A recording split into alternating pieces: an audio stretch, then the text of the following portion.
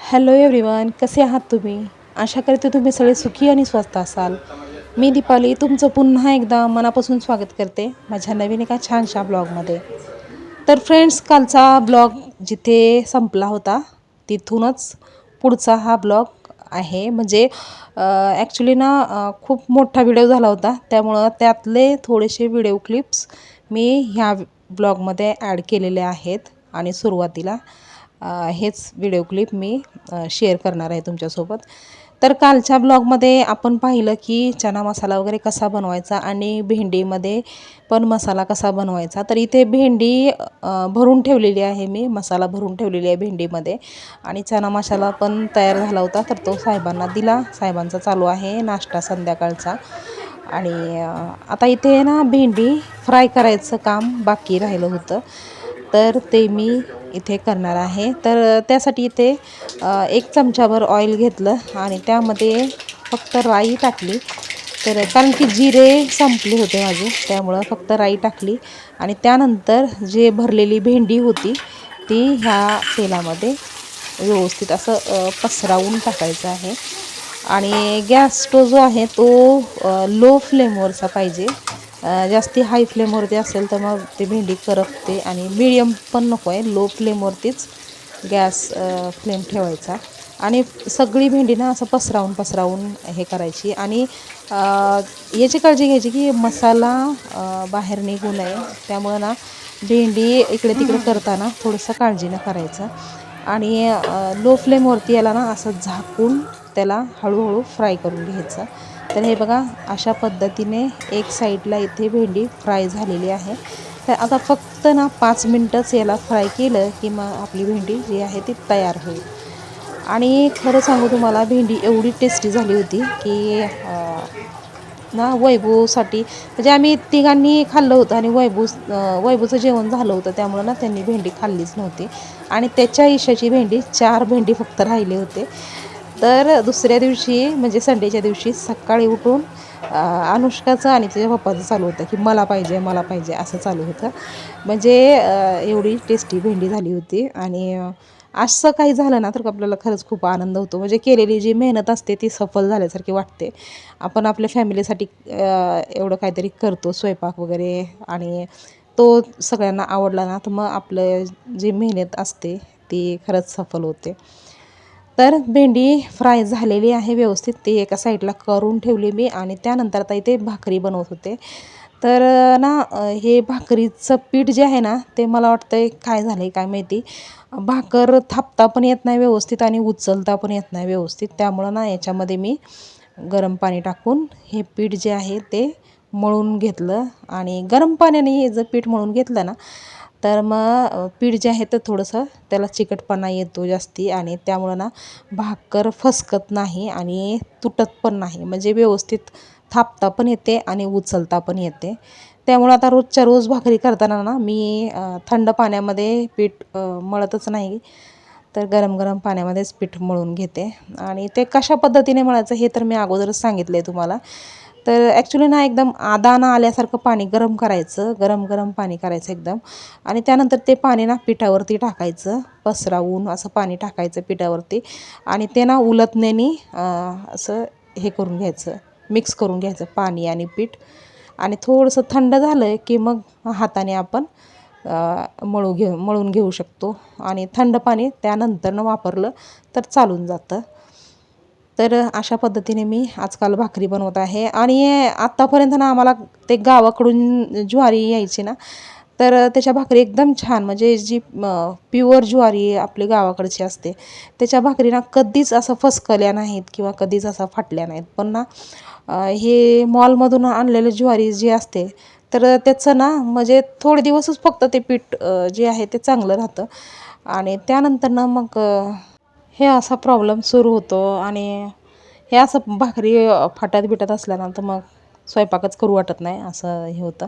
पण त्यानंतर माझ्या मम्मीने मला आयडिया दिली की पाणी गरम करायचं आणि गरम पाण्यामध्ये पीठ मळायचं तर भाकरी फाटणार नाही. तर मी तीच आता तीच आयडिया आता फॉलो करते.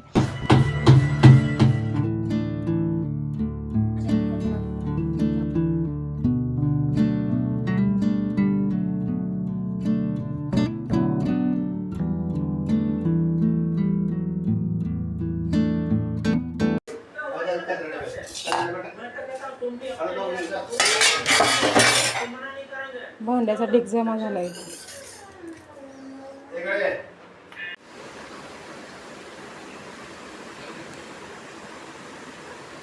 तर फ्रेंड्स रात्रीच्या 10 वाजलेल्या आहेत आणि आत्ता थोड्या वेळापूर्वीच पाणी आलं होतं आणि सगळं भरून घेईपर्यंत आणि भांडे घासेपर्यंत पाणी राहिलं. गॅस स्टोव वगैरे सगळं घासून घेतलं, किचन काउंटर वगैरे सगळं घासून घेतलं आणि तोपर्यंत पाणी होतं आणि आता इथे नेमकं भांडे धुवायच्या टायमालाच पाणी गेलं. तर असा प्रॉब्लेम झाला इथे. तर मग आता नाईलाजाने हे बकेट भरून आणली मी ड्रममधली आणि आता बकेटामध्येच असं भांडे धुवून घ्यावे लागतील. आणि लहानपणी म्हणजे 90च्या शतकामध्ये हे असंच असायचं. भांडे घासायचं वगैरे हे असंच टोपामध्ये पाणी घ्यायचं, टबमध्ये पाणी घ्यायचं आणि भांडे धुवायचे, घासायचे. हे असं म्हणजे त्या टायमाला ही सवय होती. पण आत्ता ना आजकाल ही सवय मोडलेली आहे आणि डायरेक्टली वॉश बेसिनखाली भांडे घासायची सवय लागलेली आहे आणि अचानकच हे असं पुन्हा तेच 90चाच दशक पुन्हा आठवलं मला. तर ते हळूहळू म्हणजे ना तेच दिवस पुन्हा येत आहेत. आजकाल ते गॅसचा पण थोडासा प्रॉब्लेम चालू आहे आणि त्यामुळं ना म्हणजे ते 90चा दशक पुन्हा रिटर्न येतो की काय असं हे झालेलं आहे. तर आता उद्या होईल हे प्रॉब्लेम जो पाण्याचा प्रॉब्लेम आहे ते उद्यापर्यंत सॉल्व्ह होईल. पण आता आजचा दिवस तर कमीत कमी अशा पद्धतीनेच हे करावं लागतील कामं.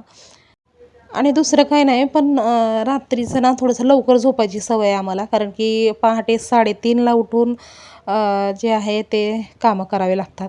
पण आजकाल हे पाण्याचा प्रॉब्लेम जेव्हापासून चालू झालेला आहे ना तेव्हापासून रोज उशीर होते झोपायला. 2 दिवस तर झालेले आहेत आणि आजचा हा 3रा दिवस लास्ट आहे. उद्यापर्यंत होईल व्यवस्थित पाण्याचं सगळं. पण ना हे उशिरा पाणी येतं आणि त्यानंतर मग सगळी कामं जी आहेत ते उशिरा होतात. भांडे वगैरे घासायचं हे ते सगळं उशिरा होतं आणि त्यामुळं ना झोपायला खूपच उशीर होतो आहे. नाही नाही म्हणता 11, 11:30 तरी वाजतातच झोपायला आणि त्यामुळं मग ते 11:30ला झोपायचं आणि त्यानंतर पहाटे 3:30ला पुन्हा उठायचं. हे असं रुटीन आजकालचं चालू आहे आणि त्यामुळं ना पहाटे उठायचं म्हणलं की खूपच जीवावर येतं आहे. एकतर लवकर उठते ती उठते आणि वरतून आता रात्रीचं झोपायला पण उशीर होतो. त्यामुळे ना खूपच अवघड होऊन बसलेलं आहे.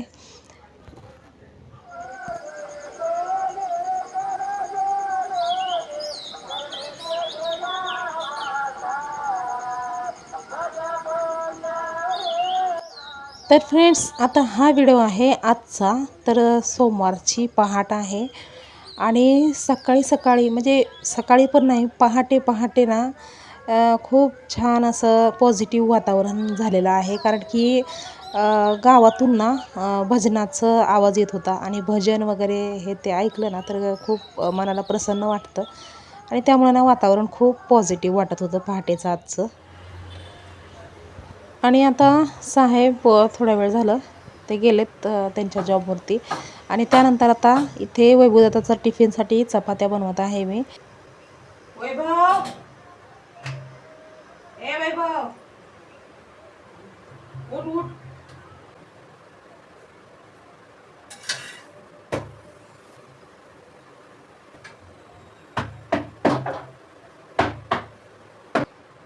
वैभव उठला का?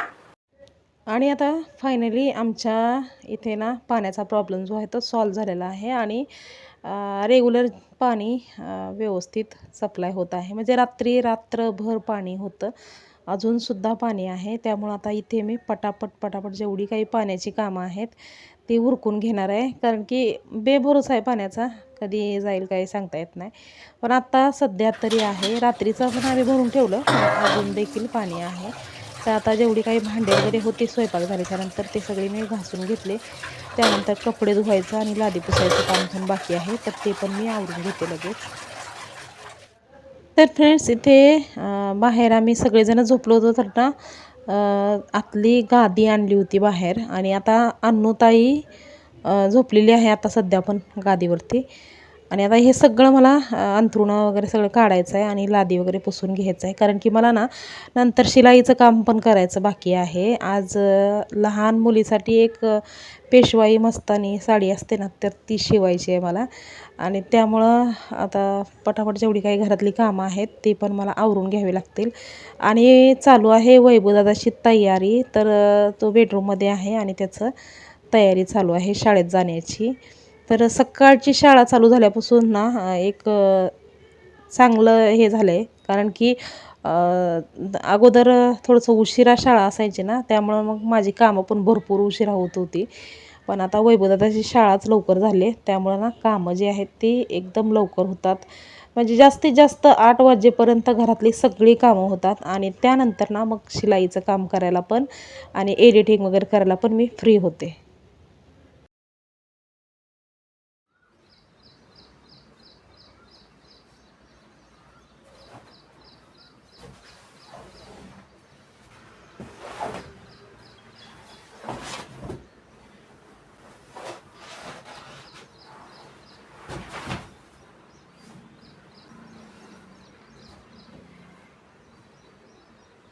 तर आता इथे बेडशीट पण मी चेंज करून घेणार आहे.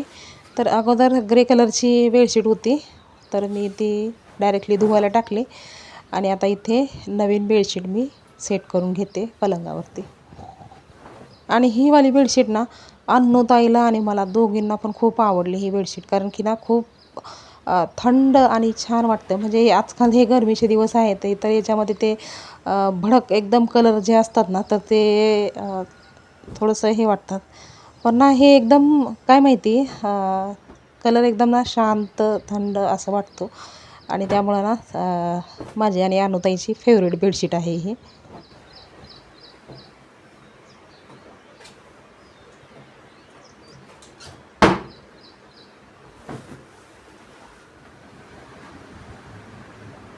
आणि आता त्यानंतर ना मी सगळं म्हणजे घराला पूर्ण व्यवस्थित स्वच्छ झाडू मारून घेतला आणि अगोदर कपडे धुवून घेतले मी. कारण की पाणी आहे तोपर्यंत पटापट कामं आवरलेली बरी. पाणी म्हणजे काय माहिती आता दिवसभर थांबेल की जाईल काय सांगता येत नाही. त्यामुळं ना मी अगोदर जेवढी काही पाण्याची कामं आहेत तेवढी पटापट करून घेतले. तर कपडे धुवून पिळून ठेवलेले आहेत, तर ते सुकायला घालायचे बाकी आहेत. पण म्हणलं की अगोदर लादी पुसून घ्यावी आणि त्यानंतर मग कपडे वगैरे सुकायला टाकता येईल. तर फ्रेंड्स इथे लादी पुसून झाल्याच्या नंतर म्हणजे जे कपडे धुवून ठेवले होते बकेटामध्ये, तर ते आता मी सुकायला घालणार आहे. आणि सकाळचीच वेळ आहे, 8 सव्वा 8 झालेत आणि कपडे मी सुकायला घालते आता. तर अशा पद्धतीचं आजचं रुटीन होतं माझं. आणि प्रत्येक काम जे आहे ते परफेक्टरित्या पूर्ण व्हावं हाच प्रत्येक गृहिणीचा म्हणजे हे असतो, ध्यास असतो. तर त्यासाठीच आपले प्रयत्न जे असतात ते चालू असतात. तर आता कपडे सुकायला घालून झाले की त्यानंतर ना मग मी डायरेक्टली शिलाई मशीनवरती बसणार आहे. आणि ते काष्टा साडी एक शिवायची आहे लहान मुलीची, तर ते शिवून घेणार आहे. तर फ्रेंड्स व्हिडिओ जो आहे तो आता इथेच थांबवते. तुम्हाला आजचा हा व्हिडिओ कसा वाटला हे कॉमेंट करून सांगायला विसरू नका. व्हिडिओ आवडला असेल तर लाईक करा, शेअर करा आणि चॅनलवर जर नवीन असाल तर चॅनलला सबस्क्राईब करायला विसरू नका. तर पुन्हा लवकरच भेटूया नवीन एका छानशा ब्लॉगमध्ये. तोपर्यंत स्वस्त रहा आणि मस्त रहा. बाय.